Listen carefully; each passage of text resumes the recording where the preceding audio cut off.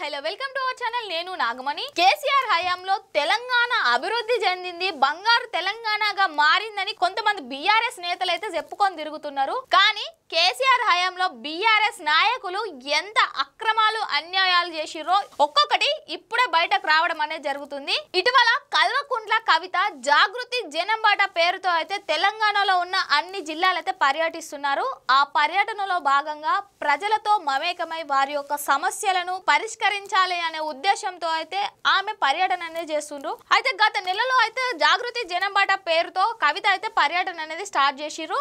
ఆ పర్యటన స్టార్ట్ చేసినప్పుడు కొన్ని నియోజకవర్గాల్లోని గ్రామాల్లో పర్యటించినప్పుడు ఆ ప్రజలు వారి యొక్క కష్టాలను, వారి యొక్క నష్టాలను, వాళ్ళు ఎంత నష్టపోయారు బీఆర్ఎస్ పాలనలో అనేది చెప్తే షాక్ గురయ్యారు. ఎందుకంటారా, బీఆర్ఎస్ ప్రభుత్వం ఉన్నప్పుడు బీఆర్ఎస్ నేతలే చాలా అక్రమాలకు పాల్పడి వందల ఎకరాల భూములను అయితే కబ్జా చేసుకొని రిజిస్ట్రేషన్లు చేసుకున్నారని, పేద ప్రజలను నమ్మించి మా ప్రాంతం అభివృద్ధి చెందుతుందని నమ్మబలికించి సుమారు 2 కిలోమీటర్ల మేరకైతే భూములను అయితే తీసుకొని రోడ్లు నిర్మించారని అయితే ప్రజలు వాపోయారు. కేసీఆర్ హయాంలో మాలాంటి రైతులకు, పేద ప్రజలకు ఎలాంటి ప్రయోజనం అనేది చేకూరలేదు, మేము చాలా నష్టపోయామంటూ కొంతమంది ప్రజలైతే నేరుగా కవితతోటే వాళ్ళ ఆవేదనను అయితే వ్యక్తం చేసిర్రు. అయితే ఇదే క్రమంలో ఆ గ్రామ ప్రజలైతే కవితకు ఒక షాక్ అయ్యే విషయం అయితే చెప్పారు. ఎవరైతే బీఆర్ఎస్ నేతలు ఉన్నారో కేటీఆర్ గాని, హరీష్ రావు గాని, గంగుల కమలాకర్ గాని, నవీన్ రావు గాని, వీళ్లకు మా ప్రాంతం సమీపంలో సుమారు 20 నుంచి 30 ఎకరాల వరకు భూమి ఉందని, వాళ్ళు ఆ భూమిలో ఫామ్ హౌస్ లాంటి నిర్మాణాలు కూడా చేసుకున్నారని, ఒకవేళ